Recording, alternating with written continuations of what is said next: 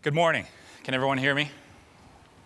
Great. So I'm going to speak this morning about the four most significant opportunities that marketers have to create value through large-scale data analysis, through technology, and marketing in real time. And in just a few minutes, I'm going to invite x+1's own Leon Zemel to join me on stage, and he's going to share some of his specific experiences doing exactly that. Since I guess that for at least a few of you in the audience, this may be the first time that you've ever heard of my firm, Netezza, I'd like to just briefly explain why it is that I hope you'll want to get to know us a little bit better. Netezza invented and launched the world's first data warehouse appliance in 2003, and we did it in the face of tremendous incumbent competition from Oracle, Teradata, IBM, and Microsoft. And if you think about it, entering a market dominated by those entrenched competitors was really pretty audacious. So in order to get any traction in the market whatsoever, it would not have been good enough to introduce a new offering that was merely 10% cheaper or offered twice the performance. We had to introduce a new offering that was orders of magnitude better. And that's exactly what we did. And that's why I love this quote, because innovation is the lifeblood of our business. Today, Netezza is a $300 million enterprise with over 500 customers globally. We're the fastest growing data warehousing company in the world. And the digital media segment of our business, the segment that focuses on helping marketers address their large-scale data analysis challenges, we started that a little less than 3 years ago. It's now the largest segment of our business. As some of you may have heard, IBM recently acquired Netezza for $1.7 billion, so business is good. So I'm going to speak today about how data-centric strategies create value. Value for marketers as individuals, and value for our firms. I'm going to talk about it at a fairly tactical level with some specificity. But before doing that, I wanted to just briefly look at the issue through the strategic lens, because I think that's also important. So the strategic value of data lies in the fact that it's a source of uniqueness. And uniqueness is critically important because if your competitors are unable to appropriate what it is that you do, right, that gives you a tremendous source of bargaining power. Right? And that's why commodity offerings are priced low and unique offerings are often priced high. Right? Unique data, therefore, is a source of competitive advantage. And it could be data about your customers, data about your market, your prospects, your competitors. Importantly, when you're able to enrich your unique data with unique analysis, that's even better. That creates more differentiation, more competitive advantage. So I think by now we're all familiar with Terry Kawaja's eye chart that depicts the display advertising technology landscape. The important point that I want to make here is that as you look across all the firms listed here, nearly every one of them is attempting to differentiate themselves by leveraging unique data and analysis of that data in order to help marketers solve their problems. So it's a compelling data point that, again, helps illustrate the benefits of uniqueness and data-centric strategies for creating competitive advantage. Before I move on, I want to, as an aside, just highlight that if you get out a magnifying glass and look very closely, down there in the bottom, you'll see that Netezza's logo is in there. And if you look even more closely, I'm thrilled by this, you'll notice that none of our competitors made the cut. So again, another data point illustrating the benefits of uniqueness. So as we all know, and as Bruce just described, right, the very nature of marketing is changing, right, because marketing and data analysis are now inexorably intertwined. And what that means for all of us individually as marketers is that in the future, many of our most critical marketing challenges will in fact be technology challenges. So let's take a look at this short video that helps explain why this is true.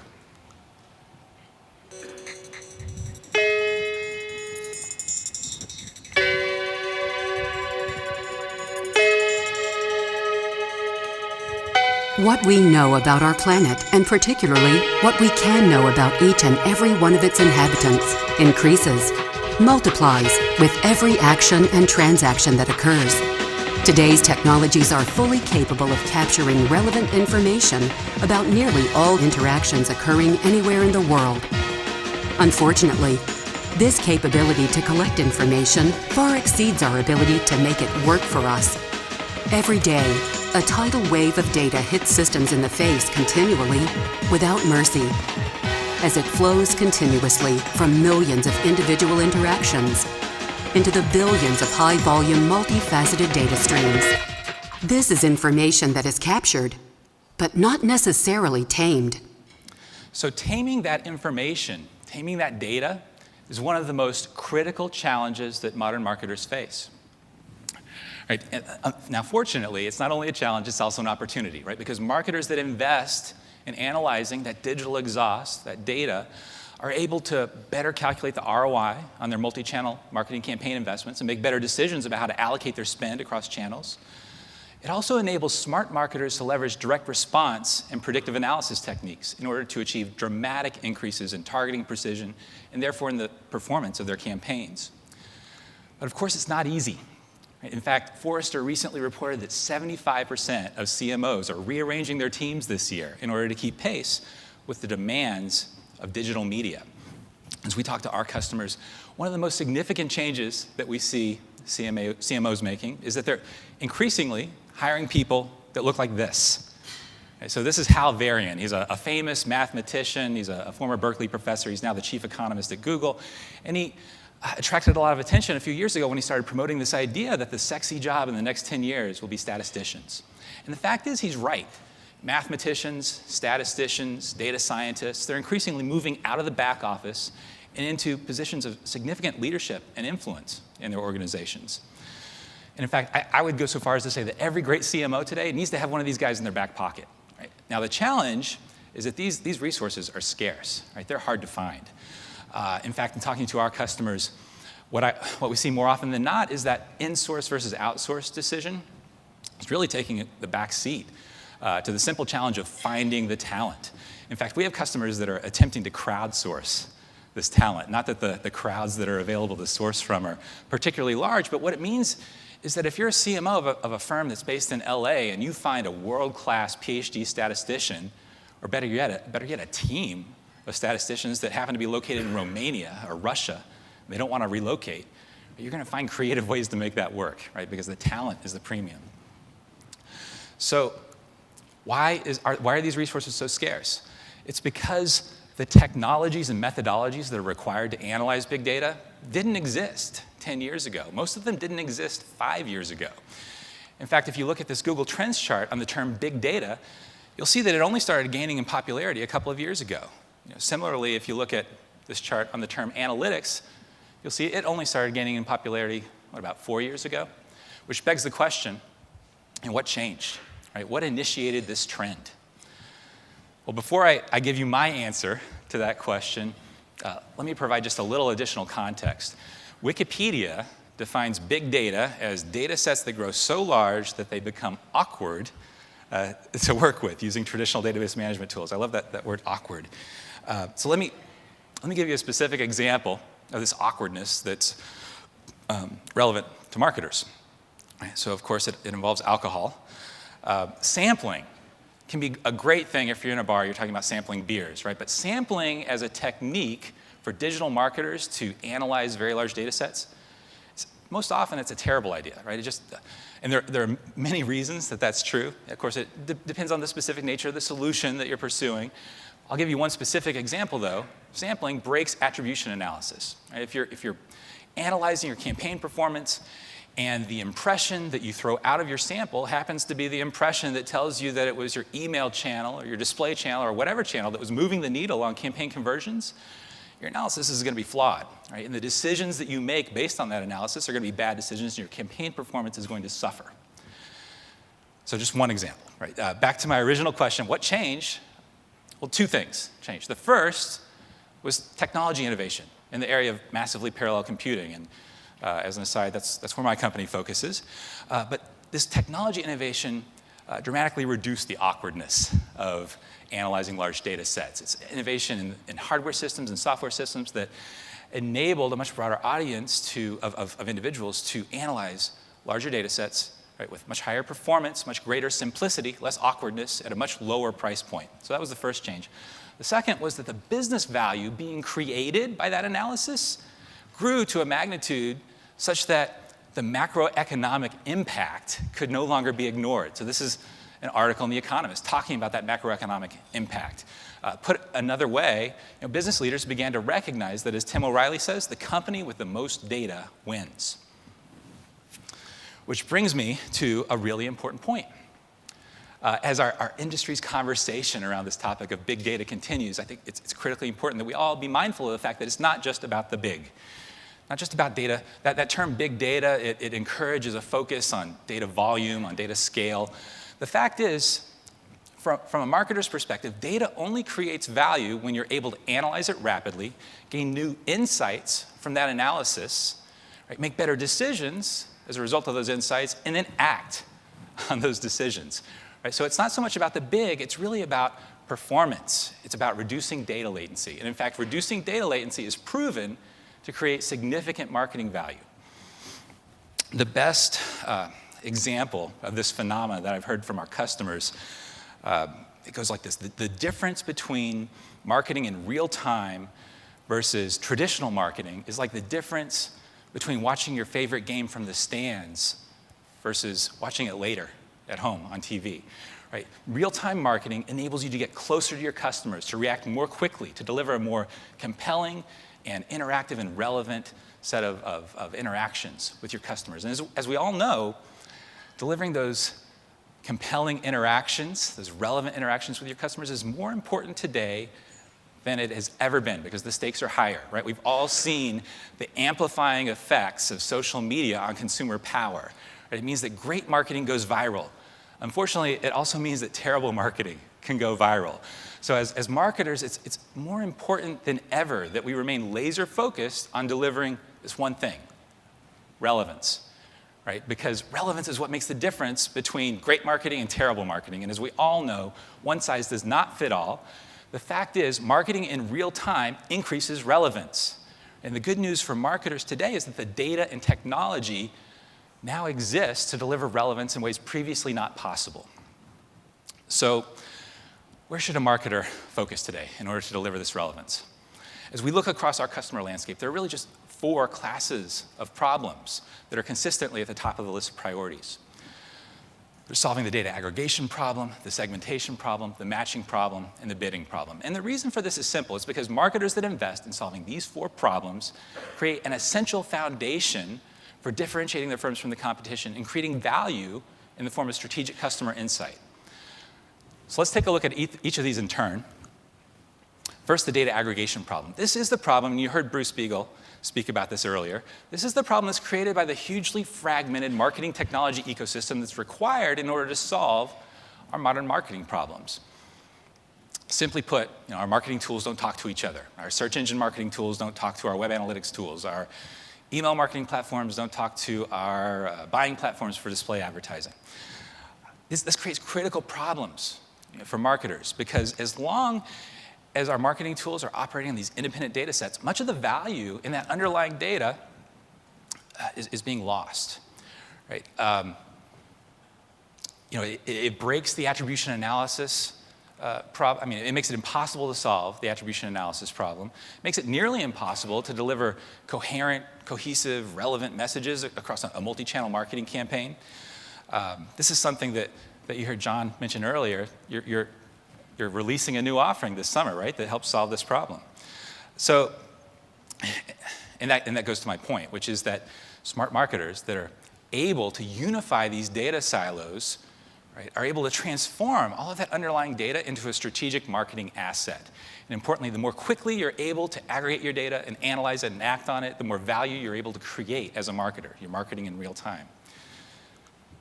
Next, let's talk about the segmentation problem. Now, I know that I don't need to discuss the value of segmentation with an audience full of marketers, but I do want to highlight one important point, which is that in today's, our modern digital world, nearly every marketing channel is by definition a direct response channel. And what that means is that as marketers, we should all be incorporating all of that digital exhaust data that I referenced earlier into our segment definitions.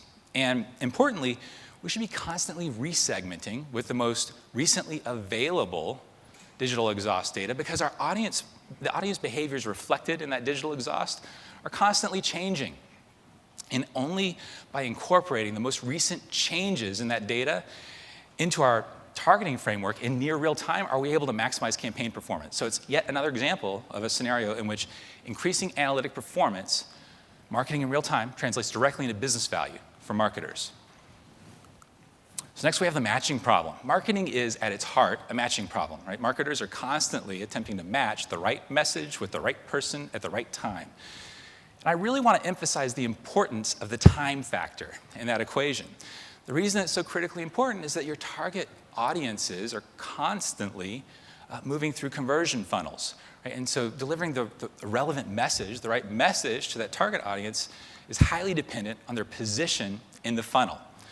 So what that implies is that matching algorithms that take too long to analyze data that's too old simply are not good enough. Only by maximizing the performance of your matching algorithm are you able to maximize relevance and therefore campaign performance.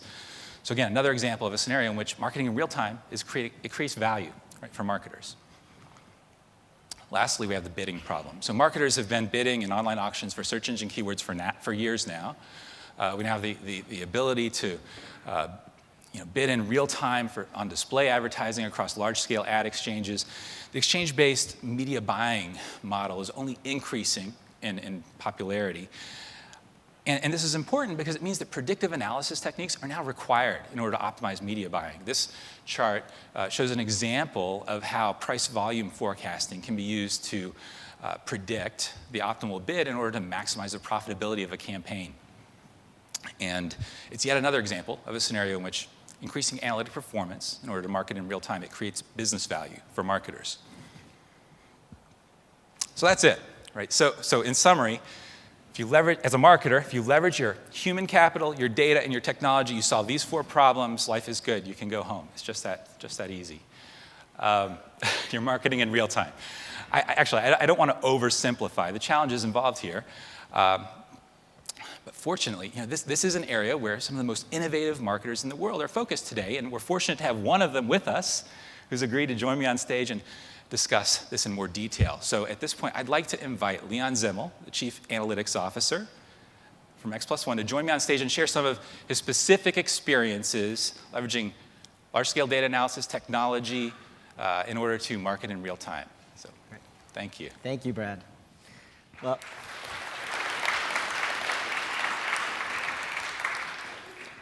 Well, I'm not sure I look exactly like that picture of Hal Varian from Google that you put up there, Brad, but I am somehow allowed to be the Chief Analytic Officer at x+1. I want to thank Brad for sharing his session with me. Congratulations on all the great success that you're having over at Netezza, and personally in leading really the growth engine and the digital media world over there. I am really excited about getting to present with Brad and Netezza because of the value in the relationship and partnership that we've had together. And I think that all starts with this shared vision that we've all been talking about. I didn't realize how well coordinated we were going to be from start to finish here, but from John to Bruce to Brad, it's all about achieving big marketing success, big growth for your digital channel, and that does take intelligent access and utilization of big data. So what do we mean? We've been talking about numbers, but we're also going to try to make this real and talk about it in practice. First of all, what we don't mean by big data, just to contrast to some of the things we see out there in the market, one thing for sure we don't mean is performance reports and spreadsheets coming out of your ad server. We also don't mean single variable reports, looking at one attribute, the income, the in-market readiness, just one specific attribute about a user, and making a purchase on one specific data element. I think we've all learned that consumers are much more complicated than any one single data element can detail. Finally, we know that marketers want performance. But unfortunately, some small data approaches have led to last click, last view attribution, and as Brad has been talking about, that important attribution problem that we all know just doesn't make marketing sense. So where has that led us as an industry? What have we been seeing out there where some of these small data approaches have created challenges for marketers? Well, for one thing, we see a lot of marketers getting hyper-focused. How many of us have seen, or even maybe, dare I say, managed media plans that just focus on a very small niche market, that just get down to the remarketing audience, the in-market audience? And then how many of us, or I would believe probably all of us in this room, as consumers, have probably been on the other end, being bombarded by the same exact ad over and over again, just because we visited a website? As to be expected, this strategy doesn't scale for marketers. You're targeting the same small group again and again. And for consumers that really do want to find out about your products and services but just haven't made it to your site, you're not giving them any aid as well. On the other extreme, and maybe even in reaction to that suboptimal strategy, we see some marketers going the other side and actually falling into the most dangerous pitfall in marketing, which is by buying reach and scattering it with very low frequency, marketing just doesn't reach the threshold to have any chance at driving impact with the consumers. Again, with all the last few attribution analysis out there, it leads to believe that this might actually be working. But we all know that consumers are just not going to change brands or switch what products and services they're using just because they saw one display ad. Some of the symptoms we see that really detect that our media plans are really somewhat suboptimal in one of these directions. So two main symptoms. One is in our ad server, starting with the small data, looking at what we call so-called attributed conversions, we see it topping out. How many people in this room, how many marketers in this room just can't find any more outlets to invest money cost effectively and with a positive ROI? The even bigger symptom, an even bigger challenge, and really the basic question that we all have to answer is how are our digital investments, marketing investments, driving our overall digital sales? And unfortunately, with some of these suboptimal approaches that are either too focused or too broad-reaching but with low frequency, the results are not that reassuring. We see a disconnect or lack of correlation, as I'm a chief analytic officer, between the digital investments and what we're seeing attributed to the channel, and then when we look at it in terms of an overall digital P&L view. Fortunately, we found a better approach, and that's what I want to take you through today, an approach that we've taken many of our big clients through. As Bruce said, it really is a journey. So I'm taking you through here a part of that journey that we've taken one of our large clients through over the last 12 to 18 months, and that's really reflective of many of the issues that need to be solved and that we've been able to solve in market. So our client came to us with a mass of uncultivated user interactions, log files, website analytic data, customer data. And they had a very simple problem to solve. How do I bridge the gap from all that data that seems so valuable and get to where I want to go in terms of my business growth? How do I develop that sprawling and growing virtual metropolis of digital customers? Well, as you've heard across the morning, that road to cross that gap is obviously paved with synchronizing big data. We can't get at the data if it isn't organized in some fashion that can be analyzed and that we can leverage for insights and value in our marketing. However, if you got 10 engineers in a room and asked them, how do you synchronize data, and what's the best way to do it, I think you'd pretty much get about 20 answers. So what is the best approach for the marketer? So what we did with our client, and what we see really works in market, is to focus all that data integration, synchronization, mining, predictive analytics on two core marketing principles. To first start with the consumer and what audience they're in, what are their needs, and then to determine, based on that, how can we impact those needs? What type of marketing do they need? What type of messages do they need? What level of marketing investment and interactions will really move the consumer along the purchase funnel? So here we go on the journey. First, as I said, it starts with the consumer, bringing in all those audience demographics and attributes. So on every interaction, as Brad said, in real time, updating who the consumer is, what they look like. Do they have kids? Do they have a high income household? What type of neighborhood do they live in?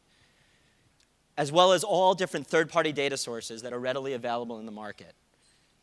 What lifestyle segment are they in? What types of interests do they have? So once we bring all that data together in that audience-focused way, we're able to determine the initial segments that really drive this approach. And because it's so critical to get that segmentation correct, there's a few key success factors. And I think if you talk to people in the room that are practitioners of this, the Ken Rona, Louis Steckler, the people that have been doing this in the market, you'll hear a few key success factors. One is that it took, in this case, at least a half dozen different data sources.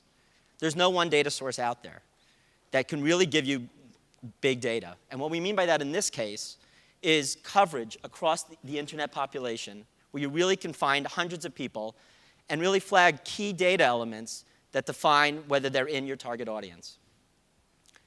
The next factor is to determine, when you have multiple data sources, the accuracy and which data source to prioritize. So if you get the data element from 6 different sources, which one are you going to take? Which one are you going to use in your models and to target? And then finally, and really most important, is to take a multidimensional approach. And that's the real vast difference from the small data approach, is to combine all that data to really give you a robust profile of who the consumer is and what their needs are. So where all that data ended up in terms of sort of one dimension of audience, I give a few examples here. It came up with many different segments that had many different needs for how our client needed to market to them. A few examples, which are very relevant for folks out here, for example, in the auto industry. If you're selling cars or any auto-related products, auto insurance, auto loans. We have on the left there an urban dweller. This is a moderate income person living in an apartment, no car, probably no plans for a car anytime soon. Just not in your target audience. Moving along that spectrum, we have the recent or soon-to-be college grad who might be buying her first car. She's going to be very different than that final segment on the page, which is the family guy. The guy that's had 2 cars in his driveway all along, who's going to need a lot more messaging and marketing to convert to a different product. The other key dimension, as Brad was saying in terms of the purchase funnel, is to assess audience behavior. There's so much data out there that shows you what the audience really wants. We have hundreds of millions of impressions for just this one client across their site visits, their search activity, clicks on their banners, where they're being seen in media. And all that data can indicate just where the consumer is in terms of how soon they're likely to purchase. Another key piece here in terms of consumer behavior is product signups. Who are the people that actually have done this before, who are high value? By using that data together with all this other audience data in terms of demographics and interests, we're able to build lookalike segments to really expand the coverage and find similar audiences that might very well be in the same state in the purchase funnel and have very similar needs. Adding that layer of behavior to our segments from before, for example, the recent college grad, maybe Harvard, considering where we are, now we have a different picture of her. Is she going to, before we said she might likely be buying a car sometime soon, but now if she's searched, if she's visited a car shopping site, we have a much stronger indication. We can really estimate with really good precision how likely she is to be buying a car anytime soon. And now for Brad, we start to get to the really big data. And this is where we really use the muscle of Netezza. So just for this single client, we collect 5 billion or more monthly impressions across all their marketing activity online. And it really is critical that we say all marketing activity to really assess the attribution analysis, to really assess how we can drive incremental audience impact. We need to see all the touches that are being supplied to that consumer. As everybody, I think, has said this morning, it's really about breaking down silos. 2 of the key ones are brand versus performance. Now, the most interesting part of this case study and this journey with this client is that breaking down the silos didn't take a hammer. It didn't take restructuring or reorg. By putting a consumer marketing framework focusing on the audience and what is needed for audience impact, we were able to provide a centering framework that both brand and performance clients, both people at the client and at their agency, were able to all rally around, to able to see where they fit in, how their campaigns come together. And it's all about one view towards business results. Once we were able to line up all those billions of impressions and interactions against that very predictive segmentation, we were able to start to determine the key factors in marketing in terms of the message, in terms of the volume of message. Here's one example of one of the analyses that's really key, is in terms of what we call the optimal frequency range, which is really important to do by segment. As we said in the examples before, the family guy with the 2 cars is going to need a lot more marketing to be moved to switch. This analysis, when looking across the entire marketing interaction data, by segment, by user, without sampling, even though I like the beer analogy, really was able to get us to determining the optimal frequency range for a given user. And it really overcame last view attribution. None of this was driven off of, did they click or view an impression, 10 impressions after they started. This is viewing from the beginning of time in the marketing relationship across all the interactions we've had with them and determining, was there really an incremental impact? Now, as we said up front, what we see in the market and what we saw in this case was a few areas or opportunities for optimization. When it came to the remarketing group, we saw that all those people, as to be expected, were way beyond the optimal frequency range. People that could be touched very few times with maybe a couple high-impact messages and convert were being bombarded. On the other hand, at higher end of the funnel, at more awareness segments, we saw the opposite extreme, where users were really at that low end, 1 or 2 touches. People that needed at multiple touches to be convinced were just not being impacted. Again, that pitfall of non-impactful marketing. And again, the other piece here is that the target audience composition within that was also way below where it needed to be. We just weren't hitting the right target. So what did we do to change the situation? So there were really 2 parts of how we optimized. First of all, the reality of marketing, even though we all talk about the real-time bidded world, the exchanges, as John said, it's really about the entire marketing plan. And so much of that marketing plan was in traditionally bought media, what we're calling here negotiated media, where an agency or advertiser negotiates an insertion order with a publisher. So what we were able to do is line up all those hundreds of publishers and media sources and placements against these 2 key dimensions, against audience composition and in terms of audience impact, or really where they were overlapping. Which placements were hitting the same consumers, which were hitting exclusive reach and finding new users. We were then able to apply mathematical models to actually optimize that, to look at that entire plan and move dollars to where they needed to go to increase the target audience composition and to maximize how many people are really being hit with that optimal frequency range. The outcome of that model was specifics around how much to spend on each media source and with what frequency cap. As a result, the client's agency was then equipped with all the data they needed to go and optimize their negotiated media plan. At the same time, and very complementary to the negotiated media, we were able to fill in gaps in the real time. We were able to directly focus and target a better audience composition and to move people to the optimal frequency range across the plan. By bidding higher at people that were below that optimal frequency range, to really find those people and get impressions in front of them to really be able to have an impact, and at the same time, reducing our bids against either people not in the target audience or that were beyond that range. Really shifting the entire media plan, both across real-time and negotiated media, into more of that sweet spot. So what kind of results did we see? First, before we get to the good part, and I think the part that everybody looks at, there was a really important beginning of those results, which we call the calibration period. As we said before in the very beginning, the biggest challenge was that there wasn't any correlation. We weren't able to see when we invested marketing dollars that it drove an impact on total digital sales.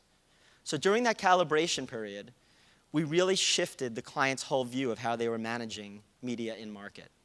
shifted from a last view CPA performance-based optimization plan to a full scorecard of looking at how consumers in different segments across the funnel were migrating and moving and being impacted. The other piece is by actually investing against those recommendations and against all those outcomes of the analysis, we were able to see and calibrate that as we put more dollars into market, it really had an upward effect on sales. We weren't yet ready to really make the big investments because we really needed to test. We needed to move from analysis that might be correlation-based, and we really needed to prove that there was a causal effect, that we put dollars in and we get total digital sales out. Once we had that really straightened out, we were able to find opportunities to significantly invest in with really positive ROIs and grow the total digital sales channel.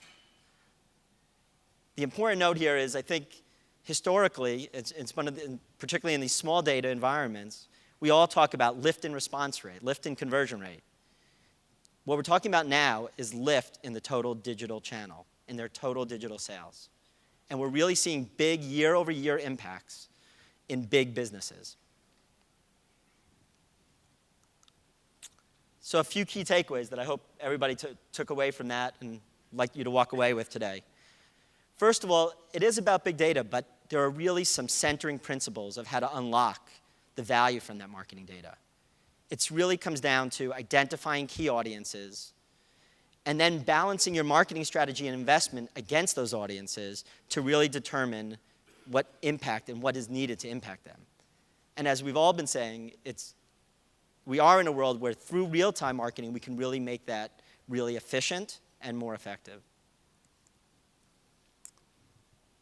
Also, I think some of us that have been around marketing across multiple channels for the last 15, 20 years have always really wanted control. We just want to be able to manage our frequency, manage our target audience. And I think with all the enablement out there today, that control is really here. Marketers can really control who they're hitting, how much frequency they're hitting, and then measure the impact of it. And lastly, the companies that have made this change, that have taken the risk of moving away from the simple, the sort of enabled by common technologies, platforms, where they've moved away from the CPA near-term performance impact to really looking at the total impact on their business, have really garnered significant gains. Thank you. I think Brad, just want to invite Brad to close up. You stay up here. So thanks, Leon. And congratulations on your success. That's a great success story. I had just one closing thought before we take questions, which is, as we look across our customer landscape, what we see is that marketing organizations inevitably climb a maturity curve over time with respect to their ability to leverage increasingly sophisticated classes of data analysis in order to create business value. And so, BI reporting and ad hoc analysis inevitably lead to predictive analysis and ultimately to machine learning and optimization. And the universal truth that we see is that the firms that are able to climb that maturity curve the fastest are the ones that win. And I think what we all just heard in Leon's success story is that x+1 is a great example of a company that's doing exactly that. So thanks for sharing that. And yeah, absolutely. So now I think we may have a minute to take questions if there are any. If there aren't, we'll get out of your way. Here we go. It was very interesting. I was wondering, though, using the example of automotive, if you're talking about digital sales, how do you follow that? In other words, most people don't buy cars online, so the trick, and maybe you've gotten to that point, is to correlate or track the particular individual to the dealer, right, and then move it back. But there's obviously a lot of sales aren't done online, so by bracketing digital sales, you beg the question, how do you deal with offline sales? Sure. Great question. I think the majority of our clients have a component of their business that's offline. There are multiple ways to deal with it. One is very directly, like in the case of auto, part of those sales can actually be connected directly to what's happening online. So for instance, if someone requests a quote or a dealer visit online, there are ways through lead management to take in that offline data and actually optimize everything we've been talking about directly towards what you're seeing in the offline. At the same time, for some of that activity, there isn't the direct connection. It is a little bit more correlative at first, where you're looking at activity that's happening online, looking at it by different cuts of segments, of regions, of localities, and then looking at that effect on the total, not just digital sales, but really whether it's having a net offline impact.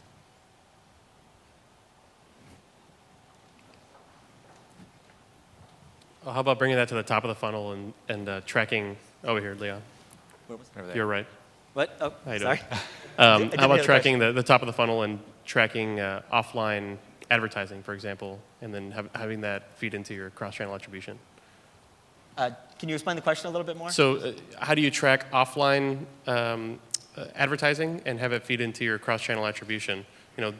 This question was about how do you get the sale. I mean, if you had like a unique identifier and fed it back into your advertising and match it to a cookie, then that's one way. But how do you get it at the top of the funnel and say, I know that this magazine is feeding X number of conversions, for example?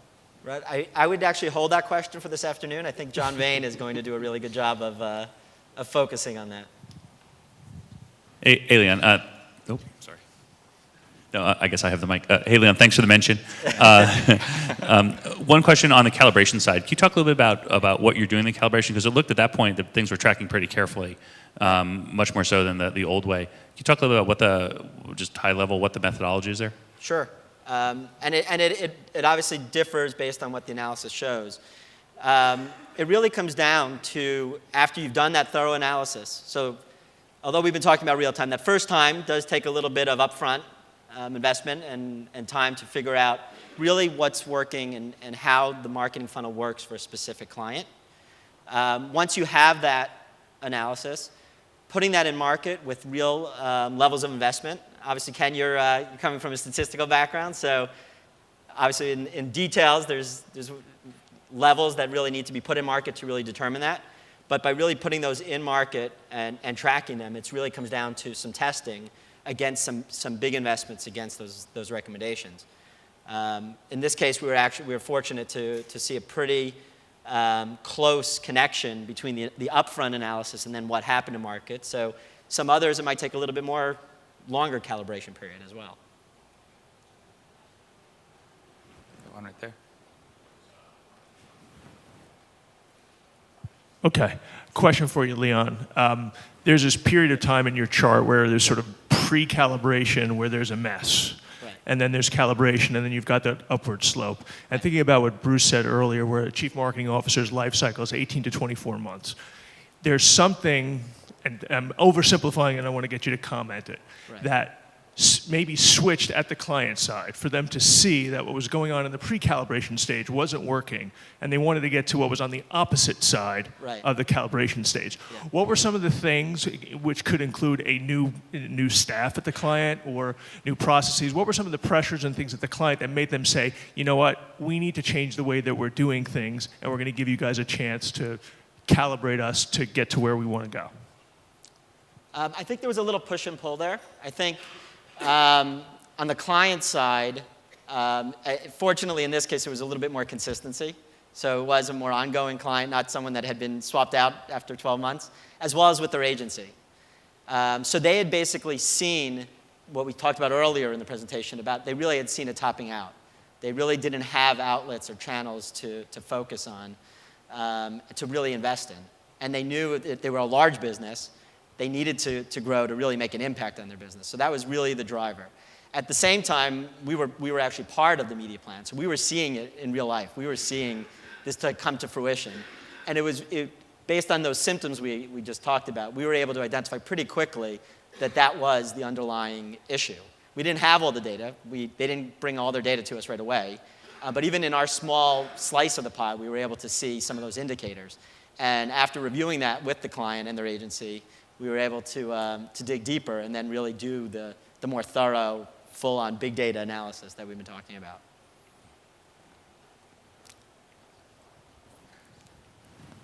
So I think the clock is saying our time. Hi, this is a question for Brad. You touched on collecting complete information to make accurate decisions as opposed to sampling. Can you go into a little more detail on that? Sure. So sampling is a technique that can be very appropriate. It's a statistical analysis technique that's appropriate for certain classes of problems, but in the digital world, you're dealing with very large data volumes, and oftentimes the data is sparse in nature. And the point that I was attempting to make is just one example of a scenario in which sort of legacy, older approaches to making big data less awkward to deal with doesn't work in a digital context, because you've got the potential really to throw away very valuable data. You introduce, in some cases, sampling error, but the specific example that I was giving was in the case of attribution analysis. If you're throwing out 9 out of every 10 impressions, you might be throwing out really important impressions, right, that are going to guide your decision making in important ways. And so just one example. There are actually many examples of sort of legacy approaches to analyzing very large data sets that break with web scale data. And that's why the higher level point that I wanted to make was that there was an inflection point in technology innovation that occurred ballpark 5-7 years ago that enabled engineers to analyze much larger data sets with much less awkwardness, much higher performance. Does that answer your question? Okay. I think our time is up. Thank you. Thank you, everyone.